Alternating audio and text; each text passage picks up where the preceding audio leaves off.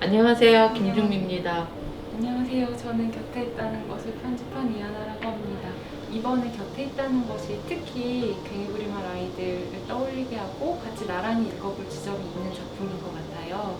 그래서 그 20년의 시간이 흐른 지금 이 시점에 다시 그 같은 주제의식과 가난에 대한 이야기를 쓰시기로 결심하신 계기가 궁금합니다. 괭이부리말 아이들을 써야겠다고 생각했던 게 이제 IMF 2년을 지나고 나서 사실 IMF로 인한 피해나 뭐 고통은 지금도 그렇지만 가난한 사람들의 몫이었는데 그분들의 책임은 아니었거든요. 그런데 이미 그때부터 가난은 개인의 어떤 무책임이나 게으름이나 뭐 배우지 못해서 뭐 그런 식으로 개인의 능력으로 이렇게 말하기 시작한 시기? 그래서 그때 이제 괭이부리말 아이들을 써야겠다고 생각을 했었는데요.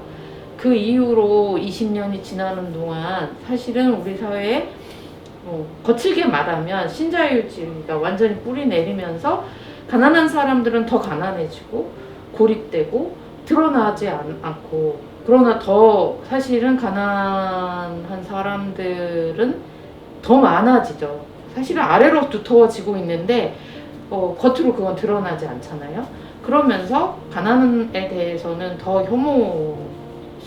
혐오가 많아지고 개인은 수치스러워지고 또 마치 내가 능력이 없어서 내가 게을러서 그렇게 하면서 자책하게 되고 무기력하게 되고 뭐 그러는 것들이 너무 만연한 사회가 돼버린 것 같았는데, 그런 가난에 대해서, 새로운 가난에 대해서 아니면 익숙한 그 가난에 대해서 말을 해야 하긴 하겠는데 어떻게 시작해야 될지 좀 이렇게 막막하던 시기들이 있었고요. 그런데 이제 저희 공부방 주변으로 이제 소설 속에는 쪽방 체험관, 뭐 빈민 체험관이라고 하는 게 관 주도로 사실 실제 있었던 일이고, 그게 일어나는 과정에서 실제 동네에 살고 있는 주민들의 의사는 전혀 이제 고려되지 않고 그게 진행되는 과정에서 일어났던 일들을 가지고 다시 지금의 빈곤, 신빈곤 뭐 이런 거에 대해서 말해야 될 때가 왔다고 혼자는 느꼈는데 이게 지금 이 시대에 아무도 가난을 말하고 싶어 하지 않고 피하고 싶어 하고 덮고 싶은데 이런 작품이 의미가 있을까? 그래서 혼자 고민하는 시간이 좀 있었어요. 또 가난의 겉모습, 양상은 많이 바뀐 것 같아요. 그렇죠. 네네, 그 점에 대해서도 여쭤보고 싶었어요. 사회가 가난이라는 어떤 구조적인 문제를 개선하고 바꿔가려는 생각은 하지 않고 가난을 위계화시키고 우리가 흔히 알고 있는 부양의무제라든가 뭐 이런 걸 통해서 오히려 더 서로를 고립하게 만들어요. 그런데 정작 또 가난한 사람들은 여기에서 내가 도태되지 않고 그리고 차별받지 않는 것들은 일단 겉으로 보이는 것들이 다른 사람들하고 똑같은 소비를 하는 거예요. 예를 들면 부자든 가난한 사람이든 다 똑같은 아이폰을 쓰든 삼성 걸 쓰든 스마트폰을 같이 쓰잖아요. 예, 학생들도 똑같아요. 부모들의 수입하고 상관없이 제가 신고 있는 신발을 나도 신고 싶은 거, 그렇게 해서라도 같아지고 싶은 거. 그런데 흔히 그렇게들 말하죠. 가난한 주제에 왜 저런 신발을 신어? 그러니까 분명히 소비로 인한 평등은 문제가 있는 것이긴 하지만 가난한 자다움 이런 것들을 강요하고 그거로 인한 국가의 뭐 그런 사회복지나 복지제도나 이런 것까지도 사람들을 층위를 나누고 그래서 따돌리고 그러면서 생기는 자괴감 혹은 열등감, 소외감 이런 것들도 깊어지기 때문에 가난이 정서적인 문제까지도 계속 일으키는 거죠. 그리고 그런 거 책 속에서도 어느 정도 이야기하고 싶었어요. 네, 이 작품에서 또 하나 인상적인 거는 3명의 여성 청소년을 주인공으로 삼으신 점이 매우 인상적이었어요. 그리고 그 세 여성 청소년들의 외할머니, 엄마, 딸 이렇게 여성 3대로 이어지는 서사도 또 중요한 줄기 중에 하나인데 그렇게 여성 서사를 구성하시게 된 계기도 듣고 싶습니다.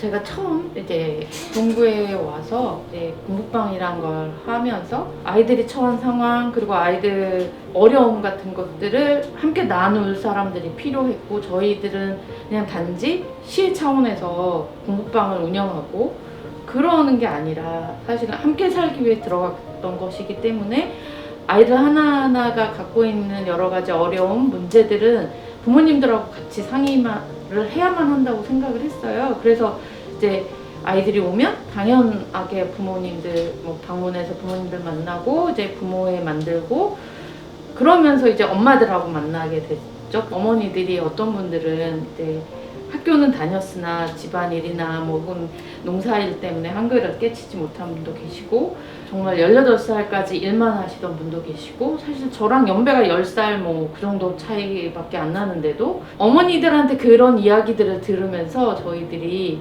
한글 교실을 열고 그 다음에 엄마들하고 이제 한글을 배운 다음에 한 게 글쓰기였어요. 그러니까 공동 일기 쓰기. 그걸 통해서 그냥 엄마들하고 만나는 그 순간에 듣는 어머니들의 이야기 그리고 우리가 공동으로 우리는 공부방 이모로 그리고 어머니는 엄마로 책임을 져야 할 아이들에게로 흐르는 가난 그리고 여성으로서의 여러 가지 억압 이런 것들을 그때부터 눈에 그게 들어오고 또 제 안으로도 들어오게 돼서 항상 그게 남아 있었고요. 그리고 지금의 가난은 어느 날 뚝 떨어진 게 아니잖아요. 그 어머니부터 그리고 어머니들의 이야기를 듣다 보면 어머니들의 어머니 이야기들이 이어질 수밖에 없고 그거는 특히 일부러 어떤 구성을 할 때 플롯을 짤 때 일부러 여성 3대 이야기를 넣어야겠다라고 할 필요 없이 지금의 가난을 말하기 위해서는 당연히 이야기를 할 수밖에 없었고 그 고3 새 학생이 지금 살고 있는 이 지역성을 또 고려하다 보면 당연히 또 어머니의 노동, 할머니의 노동을 이야기 안 할 수 없고 또 이 모도가 있는 화수동이나 곰방에 있는 만석동은 모두 다 한국전쟁 이후에 이제 사람들이 모여서 만들어진 동네이고 또 그 이전에는 또 일제강점기 때 공장지대였기 때문에 병참기지였기 때문에 지역성과 지금 현재 19 학생들의 이야기를 하기 위해서는 거슬러 올라가지 않을 수 없었던 것 같아요. 70년대 여성 공장 노동자들 투쟁에서부터 그 이후에 현재 도시재생사업 얘기도 나오고 세월호 얘기도 나오고 촛불투표 얘기까지 여러 가지 한국 현대사의 중요한 장면들이 나오는데 그 이야기들이 지나간 과거의 역사 속 이야기로만 다루어지는 게 아니고 그 흐름 속에서 현재까지 이어진다는 그 현재성이 드러나서 특별히 좋았던 것 같아요. 그런 예전의 일들을 작품 속에 다시 불러내신 의도가 있으셨다면 듣고 싶습니다. 그 시대를 관통해서 보이는 똑같이 그 여성으로서 겪는 어려움들 그런 게 여전히 남아있고 그리고 우리들 또한 여기서 사는 아이들 주민들 또한 그냥 지금 현재에만 존재하는 게 아니라 그 시간 속에서 삶을 살아가고 있는 거거든요. 그게 가난이 됐든 노동이 됐든 문화적인 것이 됐든 관계든 그러니까 저는 그걸 일부러 불러온다기보다 그냥 다시 한번 상기시키고 우리가 각자가 내가 여기에 있는 것은 어떤 시간의 연속성 속에서 있는 존재라는 걸 좀 이렇게 한 번쯤은 생각해 봤으면 하는 마음이 있었던 거죠. 우리가 살고 있는 집, 동네 그리고 우리가 밥 벌어 먹기 위해서 하는 모든 노동도 그냥 쭉 그렇게 하나로 이어져 내려왔던 거고 또 화수동부터 만석동까지 재개발로부터 자유롭지 않고요. 그리고 그 재개발에 의해서 이제 지워질 역사 같은 것들을 책 속에서나마 좀 살려놓고 싶은 마음. 특별히 난장이가 쏘아올린 자궁문이 선생님의 청년 시절에 큰 영향을 준 작품으로 알고 있는데 작가로서 10대나 젊은 독자들에게 문학 작품이 끼칠 수 있는 영향이나 삶에 줄 수 있는 의미에 대해서 어떻게 생각하고 계신지도 궁금합니다. 단행본으로 나온 그 난소공을 보게 되면서 학생으로서 경험하는 내 주변의 이웃들의 상황들, 그리고 한국 사회의 현실에 대해서 하나로 보인 듯한 느낌? 그리고 그때도 재개발 문제가 있었으니까 어떤 재개발이라는 것들이 그냥 저렇게 낡고 허름하고 그 추리한 집들이 빨리 철거되고 새로운 좋은 집들이 생겨나는 게 아니라 사실은 그 무너질 때 내 이웃들의 삶도 이렇게 무너지는구나, 이게 좀 보였고, 내가 살던 동네에도 이렇게 장애인들이 있었고, 그래서 거기에 나오는 이제 장애인들의 대화나 이런 것들이 더 현실감 있게 들어왔던 것 같아요. 그래서 그걸 보면서 물론 다른 책들도 마찬가지였지만 어떻게 살지? 이런 고민들을 좀 했던 것 같아요. 그래서 저는 소설을 통해서 저는 사람들, 사회를 좀 이해했던 것 같고, 그래서 사실은 20대 중반에 만석동에 와서 이제 교육을 전공하지도 않았는데 이제 뭐 초등학생부터 청소년들을 만나야 했잖아요. 근데 그때 제가 그래도 사람들을 두려워하지 않고 뭐 어린이나 청소년이나 엄마들을 만날 수 있었던 건 그 청소년기에 읽었던 소설 때문인 것 같아요.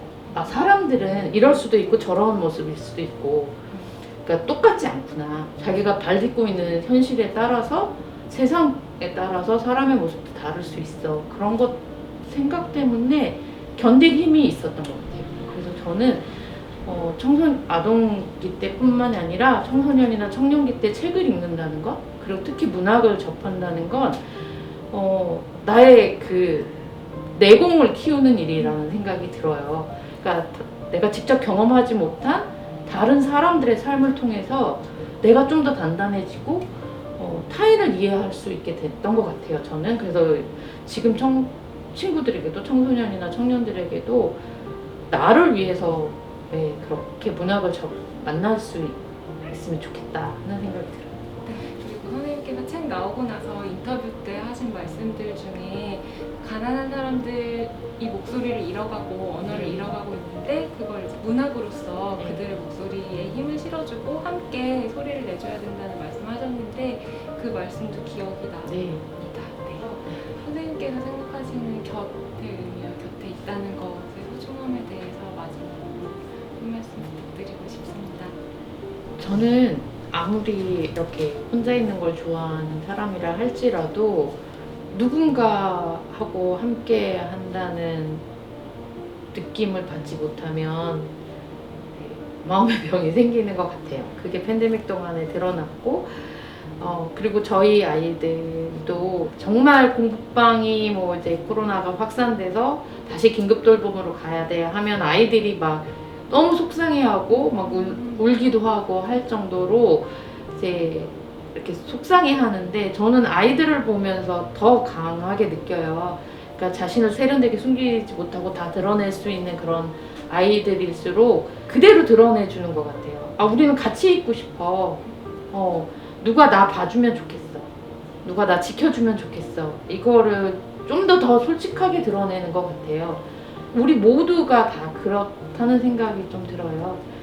그래서 어쩌면 이 시기가 우리에게 각자 그렇게 우리가 서로 곁을 필요로 하는 사람이야. 우리는 그렇게 강한 사람이 아니야. 각자가 누군가와 함께 살아야만 하는 약한 존재들이야를 자각하게 했는데, 그래서 더 나아가야 하는 거잖아요, 사실은. 그래서 우리에게 이렇게 서로 잡고 거리를 두라고 하는 이 시기를 여기서 끝내려면 우리는 어떻게 해야 되나를 고민할 수 있는 게 또 우리 인간이기 때문에, 저는 이럴 시기일수록 어디선가 고립되어 있을 사람들에게 내가 먼저 이렇게 손을 내밀어주고 곁으로 다가갈 수 있으면 좋겠어요. 사실 나도 그게 필요한 사람들이고, 각자 우리가 먼저 다가가서 뭔가 곁을 내어주는 일들을 지금 하지 않으면 정말 우리는 함부로 희망을 말할 수 없지 않을까? 지금이 가장 우리가 서로의 곁에 대해서 자각할 수 있는 아주 중요한 기회인 것 같아요. 오늘 시간 내서 함께 해주신 독자님들 모두 감사드리고 좋은 말씀 들려주신 김준미 작가님께 감사드립니다. 네, 하나씩. 앞으로도 좋은 작품 기대하고 기다리고 있겠습니다. 네, 감사합니다.